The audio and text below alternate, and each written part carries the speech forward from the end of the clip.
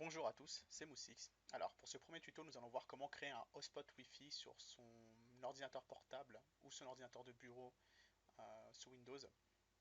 Alors il faut que l'ordinateur de bureau, bien évidemment, possède une carte Wi-Fi. Alors ça sert dans certains cas. Donc par exemple, si vous êtes dans une pièce et vous captez très mal le Wi-Fi ou voire pas du tout, mais que vous avez accès à Internet possible avec un réseau filaire, donc vous pouvez brancher une des machines, hein, donc un ordinateur portable ou l'ordinateur de bureau, via le réseau filaire et créer un hotspot à partir de cette machine pour faire profiter tous les autres devices, téléphone portable, tablette, console, du réseau Internet filaire. Donc sous Windows, ça se fait assez simplement depuis Windows XP jusqu'à Windows 10 avec quelques lignes de commande dans l'invite de commande. Alors pour commencer, on va lancer donc l'invite de commande. Hop. Une fois qu'on a monté l'invite de commande, on va d'abord dans un premier temps vérifier si notre carte réseau prend en charge les réseaux hébergés. Alors pour ce faire, on lance la commande netsh wlan show drivers. Donc ça va nous permettre de voir les caractéristiques de la carte réseau. Donc ici c'est interface Wi-Fi, donc c'est une carte Intel et la ligne qui nous intéresse c'est réseau hébergé pris en charge, oui. Donc la carte que j'utilise moi prend en charge les réseaux hébergés.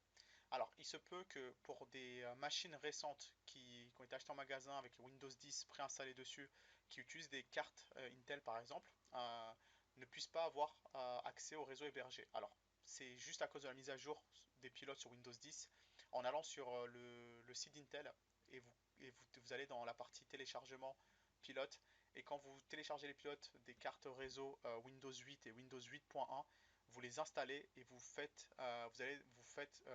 les utilisez en tant que pilote pour la carte Wi-Fi. De ce fait, vous aurez accès au fameux réseau hébergé, donc vous aurez la prise en charge du réseau hébergé. Alors, une fois qu'on a fait cette vérification avec la prise en charge des réseaux hébergés, on va mettre en place le hotspot, donc en définissant le SSID, donc le nom du hotspot, la clé, donc en créant un mot de passe pour le réseau. Alors pour ce faire, ça commence. Le début c'est netsh wlan comme pour la précédente commande, sauf que cette fois-ci ce sera alors set hosted network, donc pour réseau hébergé, allo, mode égale allo. Ensuite, donc le SSID qu'on va appeler host pour cet exemple, et la clé, donc key égale, on doit aller au moins jusqu'à 8. Il faut 8 caractères minimum pour mettre une clé. Vous ne pouvez pas avoir une clé vide, donc là on fait un test jusqu'à 9 juste pour le tuto. Donc vous faites entrer. Une fois que vous faites entrer, vous avez les modifications qui ont été prises en compte. Donc le réseau a été créé. Alors même si le réseau a été créé ici avec la commande, il n'est pas forcément visible, il n'est pas visible, il n'est pas disponible, il n'est pas lancé. Donc pour le lancer, comme avec la précédente commande, alors j'arrête pas de taper, hein.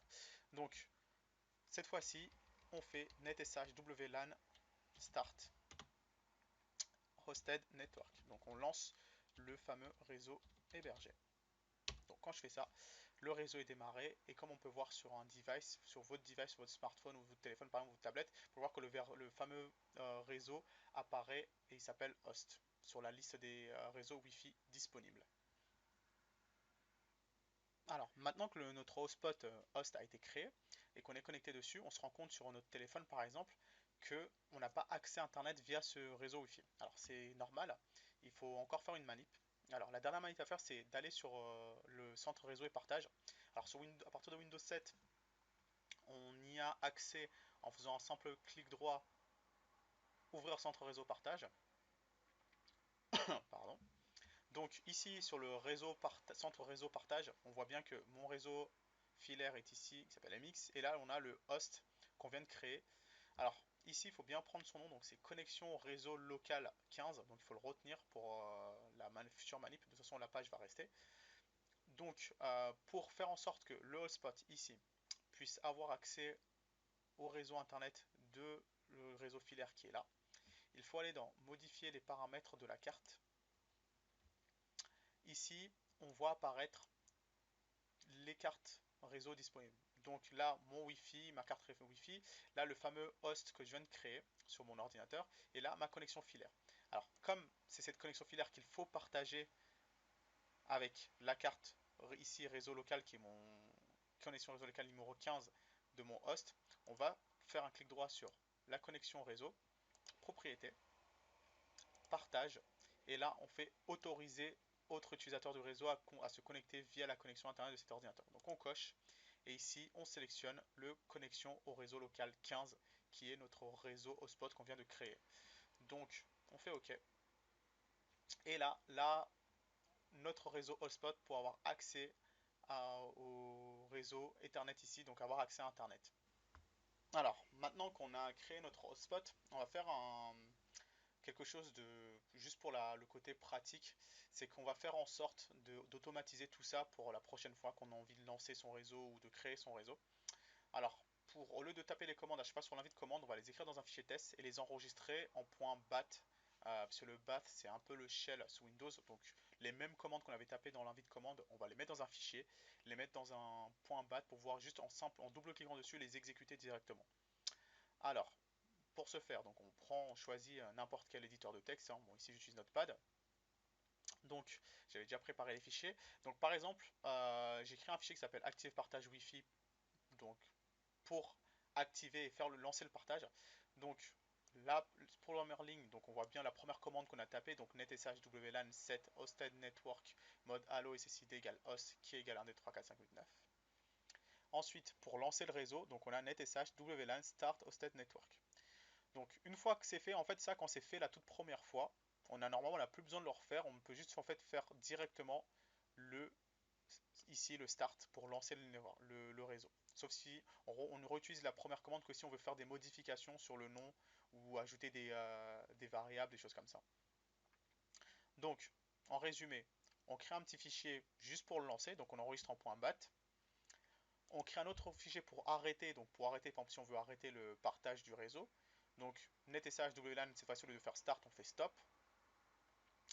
Alors, et quand on veut, par exemple, lancer juste le réseau sans avoir à le redéfinir comme avec la première ligne ici, comme quand on le fait en général que pour la première fois, on peut faire un autre troisième point bat juste avec le netsh wlan start hosted network, juste pour le lancer en fait. Parce qu'une fois qu'il est défini avec la première commande, sauf si vous voulez vraiment changer le nom ou changer la clé, il n'y a plus besoin en fait de le redéfinir à chaque fois.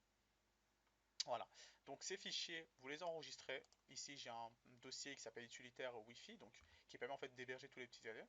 Donc quand je veux arrêter le fichier, le partage, donc je double-clique sur le fichier boîte que je viens de créer, et là on peut se rendre compte que si je reviens au, hop, alors ici plutôt, si je reviens là, vous voyez que le réseau n'existe plus, il a été complètement arrêté.